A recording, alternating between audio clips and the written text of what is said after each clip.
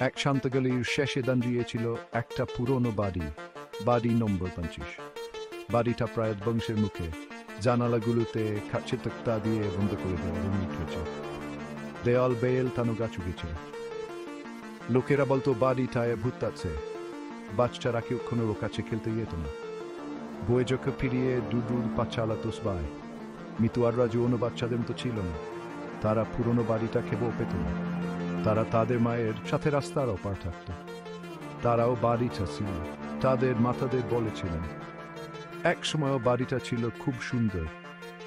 তিনি বলেছিলেন, বাড়িটার ভেতরে অনেক রহস্য লুকিয়ে আছে, হয়তো ছন্দদবলত আছে।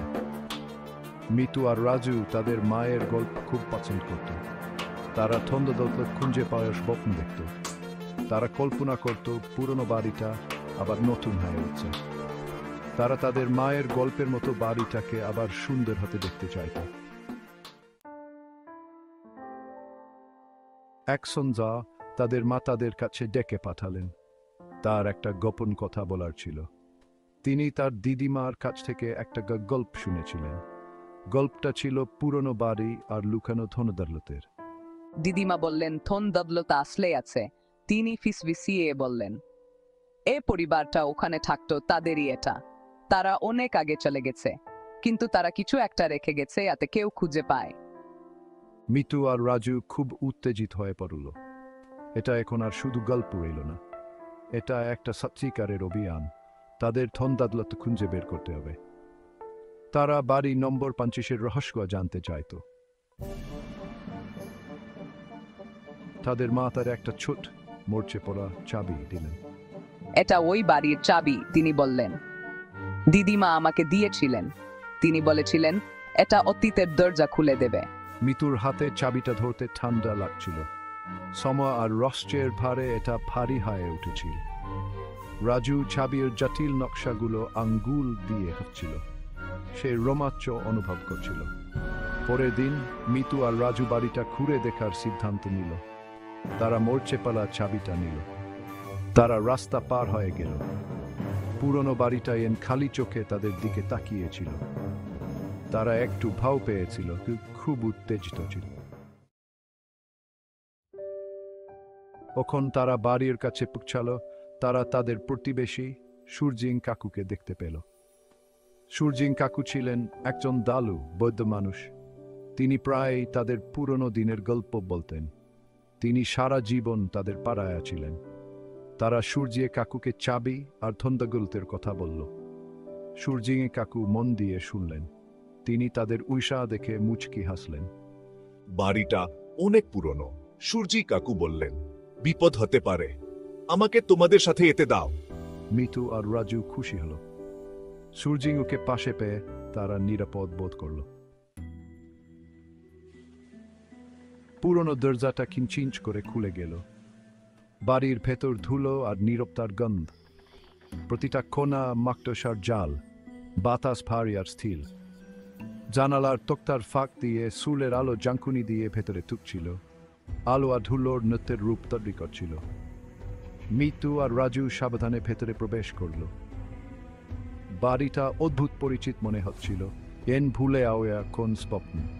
তারা এ পরিবারটা এক সময় এখানে থাকতো তাদের কল্পনা করল। তাদের হাসির আওয়াজ খালি ঘরগুলোতে প্রতিধ্বনিত হচ্ছে। তারা বাড়ির ভেতর দিয়ে হেঁটে আসছিল। তাদের পায়ের আওয়াজ নীরবতায় প্রতিধ্বনিত হচ্ছিল। প্রতিটা ঘর ছিল একটা নতুন আবিষ্কার, ভুলে আওয়া জিনিসপত্র আর অতীতের কানাকানি কথা ভুরা। তারা অগ্নিকুণ্ডের উপরে একটা পুরনো ছবি পেল। এটা বুলো দিয়ে ফাঁকা ছিল।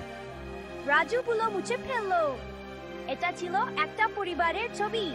তারা একই বাড়ির সামনে দাঁড়িয়েছিল। দেখো, মিতু উচ্ছ্বাস করে বলল। ছবিতে বাবা মানুষটা, তিনি তার পিছনে কিছু একটা দিকে আঙ্গুল দিয়ে দেখাচ্ছেন। তারপরে বা পিছন দিয়ে এটা ভালো করে দেখল। তারা একটা ছোট প্রাউড খিল পেল। সূর্যি কাকু খিলটা ছেড়লেন। দেয়ালটা খুলে গেল। এটা ছিল একটা গোপন দরজা। এটা একটা ছোট অন্ধকার ঘরে আসছিল। ঘরে তারা একটা পুরনো বাক্স পেল। এটা ধুলো আর মাকড়সার জাল দিয়ে ঢাকা ছিল। Thanos Shamsiet Vedute. As Spininters, Laboratories. That's his. সূর্যি কাকু তাদের এটা খুলতে সাহায্য করলেন। ভেতরে তারা ধন দৌলত পেল।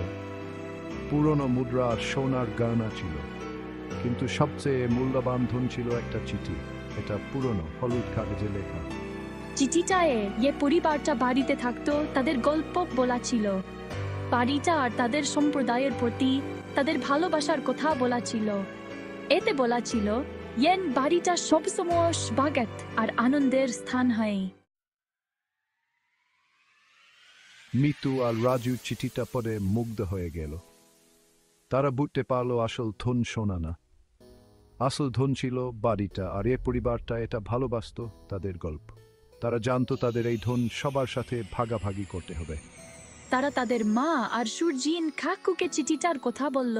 তারা একটা সামাজিক সমাবেশ করার সিদ্ধান্ত নিল। তারা বাড়িটা আর তার পরিবারের গল্প সবার সাথে ভাগ করতে চাইতো। তারা তাদের সব প্রতিবেশীদের আমন্ত্রণ জানালো। তারা পরিবারটা আর বাড়িটাকে আবার জীবন্ত করে তোলার তাদের ইচ্ছার গল্প সবার সাথে ভাগ করল। গল্পটা শুনে সম্প্রদায়ের সবাই অনুপ্রাণিত হলো। তারা সাহায্যের জন্য এগিয়ে আসলো। তারা বাড়িটা পরিষ্কার করলো, ছাদ মেরামত করলো, দেওয়ালে রংচিত্র করলো, একটা বাগান তৈরি করলো। পুরনো বাড়িটা আবার নতুন হয়ে উঠল। এটা আর ভাত্তিক বাড়ি রইল না, এটা পরিণত হলো ইতিহাস আর সম্প্রীতির এক স্থানে। তারা বাড়িটাকে একটা সমাজ কেন্দ্রে রূপান্তর করলো। এটা পরিণত হলো বাচ্চাদের খেলাধুলা আর শিক্ষার একটা জায়গায়। এখানে গল্প বলা আর সাংস্কৃতিক অনুষ্ঠান হতো। পুরনো বাড়িটা আবার হাসি আর গানে মুখর হয়ে উঠল। মিতু আর রাজু গর্বিত ছিল। তারা পুরনো বাড়িটাকে আবার জীবন্ত করে তুলতে সাহায্য করেছে। তারা এর রহস্য উন্মোচন করেছে আর গল্প ভাগ করেছে। বাড়িটা আর রহস্য আর ভাইয়ের স্থান রইল না, এটা পরিণত হলো উষ্ণতা, হাসি আর স্মৃতি ভাগাভাগি করার জায়গায়। প্রতিদিন মিতু আর রাজু বাড়িটা আবার আবিষ্কার করেছিল, সেখানে খেলতো। তারা পরিবারটা আগে এখানে থাকতো, তাদের সাথে একটা যুগসূত অনুভব করত। তারা জানতো আসল ধন হলো সম্প্রীতির মনোভাব, আর বাড়ি নম্বর 25-এর ভেতরে তারা স্মৃতি তৈরি করছে।